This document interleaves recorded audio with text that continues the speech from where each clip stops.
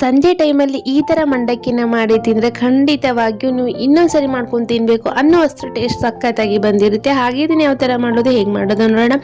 ಅದಕ್ಕೂ ಮುಂಚೆ ನನ್ನ ಚಾನಲ್ ಯಾರೆಲ್ಲ ಸಬ್ಸ್ಕ್ರೈಬ್ ಮಾಡಿಲ್ಲ ಹೋಗಿ ಬೇಗ ಬೇಗ ಸಬ್ಸ್ಕ್ರೈಬ್ ಮಾಡಿ. ಹಾಗೆ ಈ ವಿಡಿಯೋನ ಫ್ರೆಂಡ್ಸ್ ಆ್ಯಂಡ್ ಫ್ಯಾಮಿಲಿಗೆ ಶೇರ್ ಮಾಡಿ ಅಂತ ಹೇಳ್ತಾ ಸ್ಟವ್ ಆನ್ ಮಾಡಿ ಒಂದು ಪಾತ್ರೆನ ಇಟ್ಕೊಂಡು 2 ಸ್ಪೂನ್ ಅಷ್ಟು ನಾವು ಎಣ್ಣೆನ ಹಾಕ್ಕೊಂಡು ಹಾಗೆ ಜೀರಿಗೆ ಸಾಸಿವೆನ ಸೇರಿಸ್ಕೊಳ್ಳೋಣ. ಹಾಗೆ ನಾನು 2 ಗಡ್ಡೆ ಬೆಳ್ಳುಳ್ಳಿನ ತಗೊಂಡು ಅದನ್ನು ಚೆನ್ನಾಗಿ ಕುಟ್ಬಿಟ್ಟು ಹಾಕ್ತಾ ಇದ್ದೀನಿ. ಕುಟ್ಟಿ ಹಾಕೋದ್ರಿಂದ ಟೇಸ್ಟ್ ಚೆನ್ನಾಗಿ ಬರುತ್ತೆ ಅಂತ ಹೇಳ್ಬೋದು. ರಸ ಎಲ್ಲ ಬಿಟ್ಬಿಡುತ್ತಲ್ಲ, ಚೆನ್ನಾಗಿ ಬರುತ್ತೆ. ಹಾಗೆ ನಾನು ಇದನ್ನ ಲೋ ಫ್ಲೇಮಲ್ಲೇ ಇಟ್ಟು ಎಣ್ಣೆಲ್ಲ ಒಂದು 2 ನಿಮಿಷ ಫ್ರೈ ಮಾಡಿಕೊಂಡು ಹಾಗೆ ನಾನು ಪುಟಾಣಿನ ಸೇರಿಸ್ಕೊಳ್ತಾ ಇದ್ದೀನಿ. ಇದನ್ನು ಸಹ ಒಂದು 2 ನಿಮಿಷ ಫ್ರೈ ಮಾಡ್ಕೊಳ್ಳೋಣ. ಹಾಗೆ ನಾನು ಕಡಲೆ ಬೀಜನ ಸೇರಿಸ್ಕೊಳ್ತಾ ಇದ್ದೀನಿ. ಅದನ್ನು ಸೇರಿಸ್ಕೊಂಡು ಒಂದು 2 ನಿಮಿಷ ಫ್ರೈ ಮಾಡ್ಕೊಳ್ಳೋಣ. ಹೈ ಫ್ಲೇಮಲ್ಲಿ ಇಡಬೇಡಿ, ಲೋ ಫ್ಲೇಮಲ್ಲೇ ಇಡಿ. ಹಾಗೆ ನಾನು ಕರಿಬೇವನ್ನ ಸೇರಿಸ್ಕೊಂಡು ಹಸಿಮೆಣಸಿನ್ಕಾಯಿನ ಪೇಸ್ಟ್ನ ಹಾಕೊಳ್ತಾ ಇದ್ದೀನಿ. ಹಸಿಮೆಣಸಿನ್ಕಾಯಿ ಹಾಕೊಳ್ಬೋದು ಇತ್ತು, ಹಾಗೆ ನಾನು ಅದನ್ನ ಹಾಕೊಳ್ಳಿಲ್ಲ, ಟೇಸ್ಟ್ ಚೆನ್ನಾಗಿ ಬರುತ್ತೆ ಅಂತ ಹೇಳಿ ನಾನು ಪೇಸ್ಟ್ನ ಸೇರಿಸ್ಕೊಳ್ತಾ ಇದ್ದೀನಿ.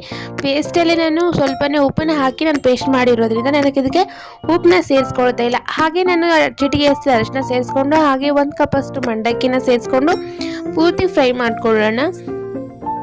ಸ್ಟವ್ ಆಫ್ ಮಾಡಿಬಿಡ್ಬೇಕು. ಮಂಡಕ್ಕಿ ಹಾಕಿದ್ಮೇಲೆ ಸ್ಟವ್ ಆಫ್ ಮಾಡಿಬಿಟ್ಟು ಪೂರ್ತಿಯಾಗಿ ಮಿಕ್ಸ್ ಮಾಡ್ಕೊಳ್ಳೋಣ. ಇದು ನನ್ನ ಆಲ್ ಟೈಮ್ ಫೇವ್ರೇಟ್ ಮಂಡಕ್ಕಿ ಅಂತಾನೆ ಹೇಳ್ಬೋದು. ನನಗೆ ಸಖತ್ ಇಷ್ಟ ಆಗುತ್ತೆ ಈ ಮಂಡಕ್ಕಿ. ನೀವು ಟ್ರೈ ಮಾಡಿ. ಹಾಗೆ ಹೇಗೆ ಬಂದಿದೆ ಅನ್ನೋದ್ರ ಬಗ್ಗೆ ಕಮೆಂಟ್ ಬಾಕ್ಸಲ್ಲಿ ಕಮೆಂಟ್ ಮಾಡಿ. ನೆಕ್ಸ್ಟ್ ವಿಡಿಯೋದೊಂದಿಗೆ ಸಿಗೋಣ. Thank you for watching.